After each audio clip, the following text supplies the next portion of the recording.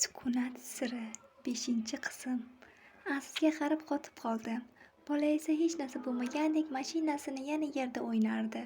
Uning kichkina qo'llari, beg'ubor kulgisi, lekin hozir men uchun u oddiy bola emas. Aziz dedim. U boshini ko'tardi. Ha deya javob berdi. Kamron darrov aralashdi. Dilnoza, yetar. Bola charchadi. Men unga qaramadim. Yo'q, bu muhim. Kamronning ko'zlari torayib ketdi. Nima qilmoqchisan o'zi? Men javob bermadim. Azizning yoniga o'tirdim. Aziz, dedim yumshoq ovozda. Sen onang bilan oxirgi marta qachon gaplashgansan? Bola biroz o'yladi. Kechasi. Kamron darrov qotib qoldi. Qaysi kecha? Dedi tezroq. O'sha qorong'i kecha, dedi u. Yuragim tez ura boshladi. Nima bo'lgan o'sha kechasi? Aziz asta gapira boshladi. Xuddi ertak aytib berayotgandek. Men uxlayotgandim. Keyin uyg'onib ketdim. Onam yig'layotgandi. Kamron birdan keskin dedi. Bo'ldi, Aziz. Bola cho'chib ketdi.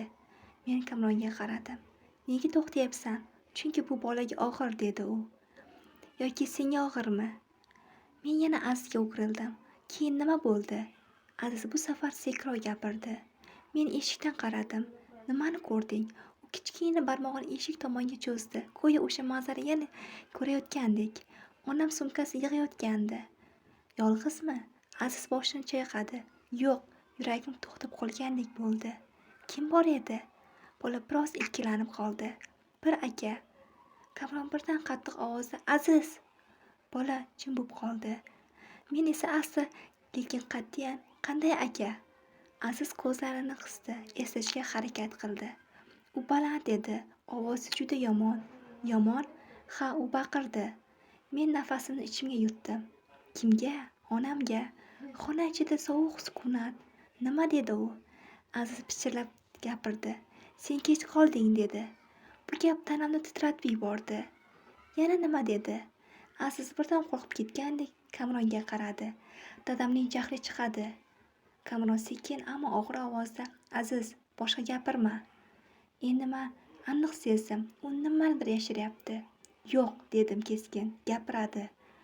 Kamron menga yaqinlashdi. Dilnoza, bu ishga aralashma. Allaqachon aralashib bo'ldim. Telefonim yana titradi. Yana o'sha raqam, qo'rquv bilan ochdim. Bu safar uzunroq xabar. U kechada faqat Mohira ketmagan. Kimdir yana kelgan. Sen yoningdagi odamdan so'ra, u haqiqatni biladi. Sekin boshimni ko'tardim. Kamron menga qarab turardi. Endi uning nigohi o'zgargan. Unda bitta savol bor. Men qanchasini bilaman? Men asta dedim. O'sha kechada sen uyda edingmi? Kamron bir soniya jim, keyin juda sekin. Yo'q. Aziz birdan yolg'on. Xona ichida hamma narsa to'xtab qolgandek bo'ldi. Men Azizga qaradim. Nima deding?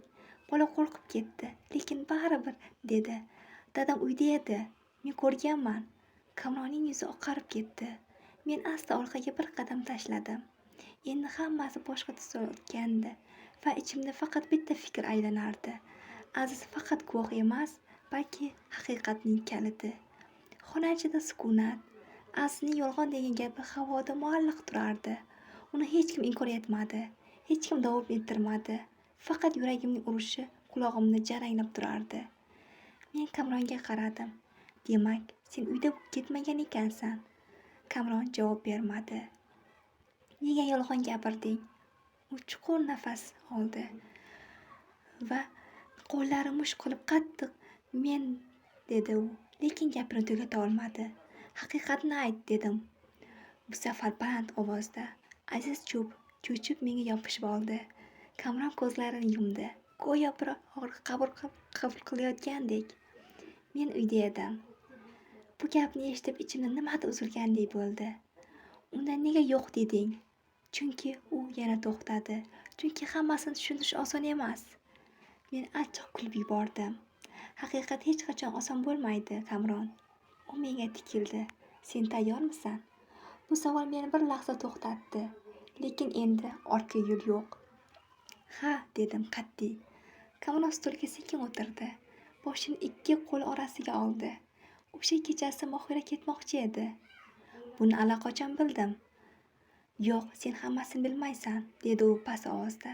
U oddiy ketmoqchi emas, u qochmoqchi edi. Yuragim yana tez ura boshladi. Kimdan? Kamron sekin boshini ko'tardi. O'sha akadan. Aziz aytgan odam. Kim u? Kamronning lablari titradi. Men uni tanirdim. Demak, bu tasodif emas. Yo'q. Men yaqinlashdim. Ismi nima?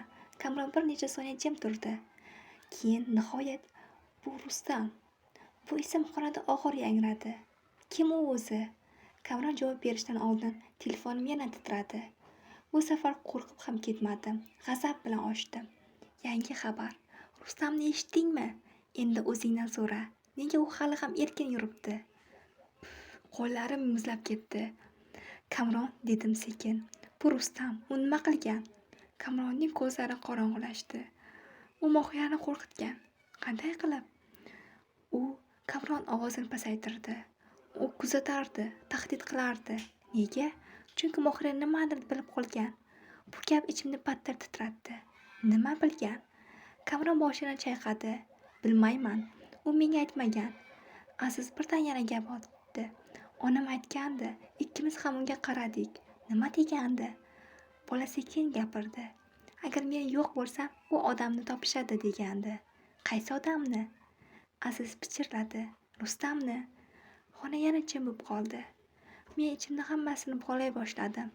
Noma'lum xabarlar, Mohiraning qo'rquvi, Azizning ko'rganlari, Kamronning yolg'onlari va Rustam.